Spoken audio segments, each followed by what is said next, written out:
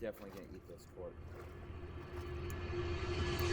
Oh, there he is!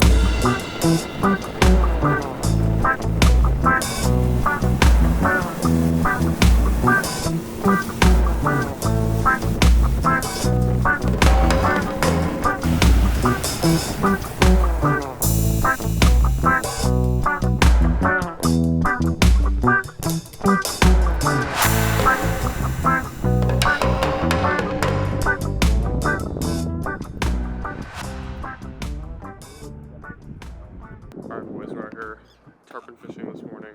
Starting off this week of training again by doing something that I love to do. And the last time I went fishing actually was still my most popular, and it will still be my most popular video, so I figured I'd do it again. Early morning, it's Wednesday, I took the day off of work, because this is what you gotta do when you're recovering from a race. This is what I like to do as a Floridian.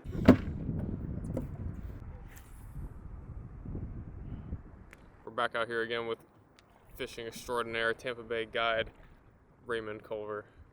Since you guys loved Ray so much last time. Yeah. Best tarpon fisherman in Tampa Bay right here. Hey, don't be saying that.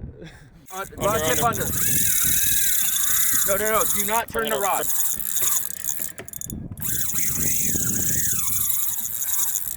Ew. Oh shit. Oh. I was like, do not move that rod. There he is. He's gonna jump again. Oh, I guess not. Dude, it's a dog. It's a big one. Oh, there he is! Keep it tight. I just want to say that I take partial credit in landing this fish if we land it. 100%.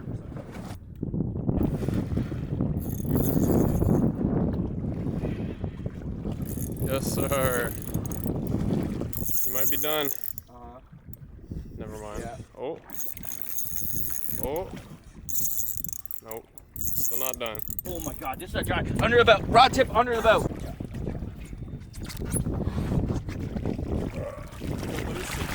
Yeah. Woo! Yeah, good one, boys. Hell yeah. All right, come here, Luke. Hold your fish. Get the release of this big old girl.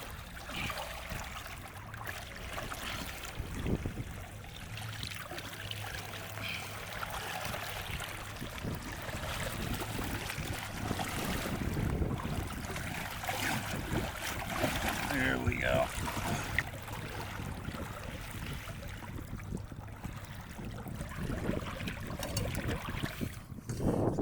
There she goes.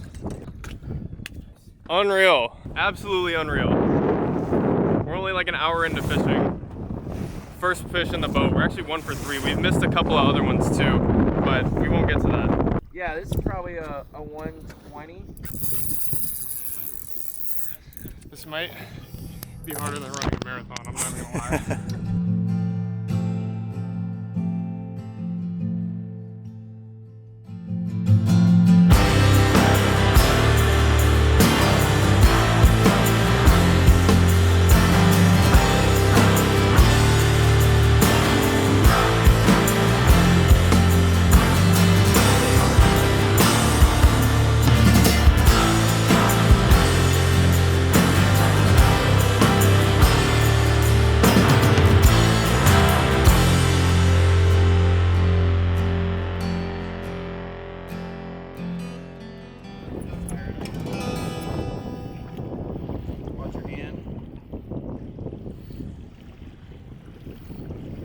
Good work. Hooked up right out. Yeah, it did. It just slipped out. That's how you do it, boys. Look at that fucking fish. That is insane. Do it for the thumbnail.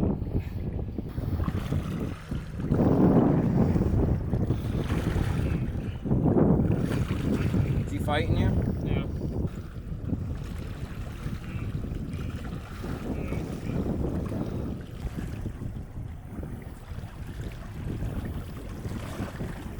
There he goes.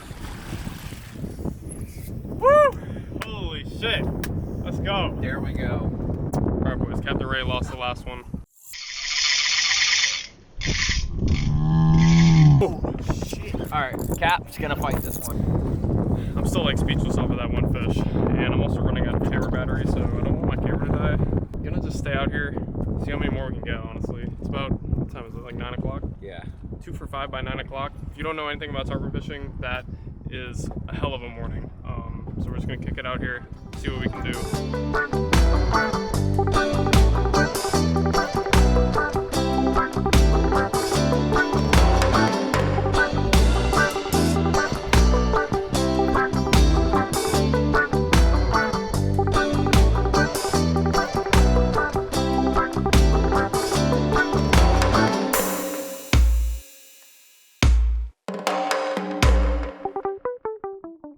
1st of all, absolutely massive shout out to my man Ray. The guy is the best charter guide in Tampa Bay, hands down, and if you ever want to book a trip with him, I'm going to link all of his links in the description below. And after that day of fishing, I was absolutely wiped, so I'm going to fast forward to Saturday for my 16-mile long run.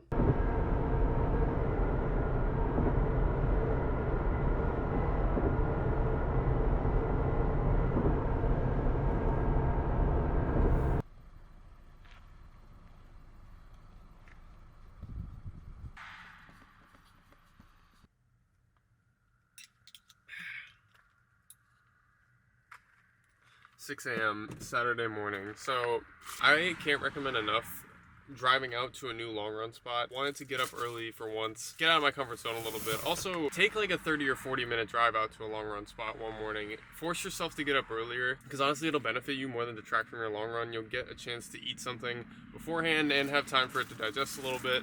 This morning, like an hour ago, I had some sourdough, had some maple syrup, had a banana, pretty decent sized breakfast, but I feel good, I feel light. Fueling for these long runs right now isn't super important because the vast majority of this long run is going to be easy. I'm going to probably hit 12 miles at an easy, maybe some steady pace miles towards the latter half of that, and then maybe do a 4-mile pickup. One thing that you always got to take seriously though, especially here in Florida, you saw the temps. It is already 80 degrees at 6 a.m. And the one thing too about running in the summer in Florida is the humidity never goes away. Unless you're running in the middle of the afternoon, the humidity might be around 50%, but in the mornings it is usually at its absolute highest, probably about 90 to 95% humidity right now. I have this bottle with electrolytes set up. I've also got my flask of maple syrup. I love to train by myself, and I've always loved running by myself, even when I first started, but I never really had a training partner, and something that I'm really trying to work on is obviously embracing the social aspect of running this summer and finding training partners who can push me and pull me forward into better fitness and just to establish relationships with people in this running space. So I got my dog Danny with me this morning. We're out here on Pass the Grill, arguably my favorite place to run in Tampa Bay. Gonna have a great session this morning. We'll see you guys out there.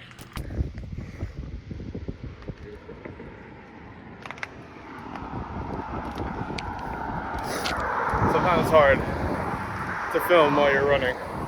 That's why I don't bring my phone with me. Ugh.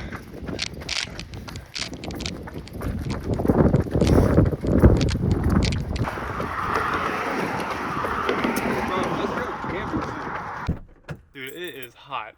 I don't know if you can tell how sweaty I really am. I'm glistening out here in the sun. I think we're gonna audible the workout in the last half of this long run and just take it easy, throw some strides in at the end. So yeah, gonna take a couple minutes of a break and get back to you guys when I'm done. Maple syrup though, the fuel of legends.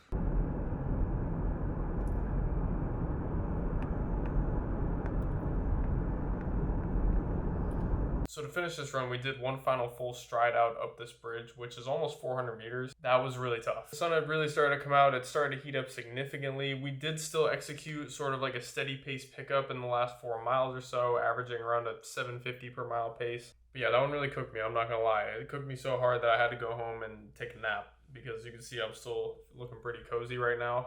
I just woke up. But we started the day before 5 a.m., so luckily we still have an opportunity to get a late afternoon lift in. Although I know this channel is pretty much solely focused on my running journey and my marathon training, I still really like to put an emphasis on things I like to do outside of running to stay fit, stay healthy. And one of those things for me is always going to be lifting in the gym. I still take a hypertrophy-based approach to weightlifting. My goal is to still maintain at least most of the muscle that I've built in the past 4 years that I've spent in the gym, despite all of the running that I've done in the past year or so and that I hope to be able to do for the next 5 or 10 years. I still want to maintain some muscle mass, and aesthetics don't really matter as much to me because that doesn't really translate to performance in my opinion. So having some aesthetics is great, but it's definitely not the predictor of performance or something that people need to be striving for when it comes to being a hybrid athlete like a lot of people are these days, because the fact of the matter is that a lot of these people are not natty, just saying. But yeah, I'm gonna go change up and then we are going to see you in my apartment gym for a upper body lift. I like to spend at maximum an hour in the gym. No more than that. I'm like 45 to 50 minutes because I'm usually on some sort of like time constraint. Incline dumbbell press has always been one of my favorite chest exercises, hands down. It's so easy to progressively overload. I have definitely lost some strength in that department. Again, I remember when I used to be able to do 80s and 85s. Now I can get like 70s, 75s on a good day maybe. That's my kind of sweet spot for incline dumbbell, but that's always going to be a staple part of my chest lifts and chest workouts and just my overall push days in general. One of my absolute favorite bicep exercises is always going to be the incline dumbbell curl. The stretch you get at the bottom is absolutely top tier. I like to do like 6 to 8 reps and then I go into basically a superset of hammer curls until failure. I've been doing that like 3 sets after my first hard set of incline dumbbell press. Dips, whether they're assisted, body weight, or weighted, these are a must do if you want to build your chest, build your shoulders, build your triceps. So I'll do like 3 sets of 10 to 15 reps. Usually I would do probably less with more weight, with a weight belt, but we don't have a weight belt in here. That's fine. I'll just do 10 to 15 reps or 3 sets of just body weight dips. Another absolute classic is the machine cable fly. I actually never do this specific exercise anymore because I usually just use the pec deck.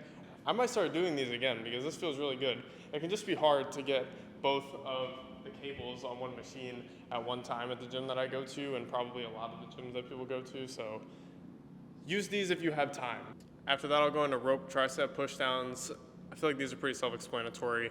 If you haven't done a rope tricep pushdown, you've either never been in the gym, you've never hit triceps, or you live under a rock. I forgot to talk over these, but I think these are called Bayesian curls. I'm pretty sure Jeff Nippard, like the OG fitness influencer, put me onto these. Fantastic arm exercise right here. Probably the best arm exercise you can get with cables. And yeah, this is pretty much it. This is like my hotel gym, apartment gym style workout. If I had more equipment available to me, I'd probably hit some different movements, but these are really the basis of everything that I do. When it comes to my chest and arm focused upper body lift, back will be a completely different story. So yeah, that's pretty much it. And checking out the pump post workout. The pump was actually pretty crazy here. And I might be getting some fake natty allegations after this one, even though I'm still 6'2", 175.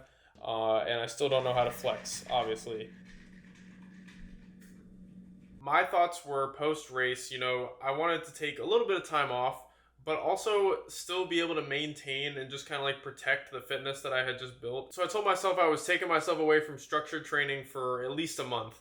Wanted to give myself a little bit of time away from running, not having to stress about workouts, this and that, because I needed that mentally, and I think everybody should do that if they want to really perform at their full potential and have a good training block after a long training block like I had, 20 weeks. But in the past 2 weeks, I pushed my volume back up to numbers that I think exceed a little bit of even my own expectations of what I thought I was going to want to do and be capable of doing. In the 4 weeks post-marathon now, my mileage has gone from 45 to 37 to 50 to 53 now miles per week, and that includes pretty much 2 workouts and a long run in all of those weeks. But again, I've been approaching these workouts and running as not something that I need to go do, but as something that I want to do. So with all that being said, that's how my training and running has gone really post-marathon. I've been really happy with where I'm at with it, but I'm ready to jump back in. That is what this channel is about, obviously, is detailing my training. And so I do have another full marathon on the horizon, as well as 2 other races that I know for sure that I'm going to be doing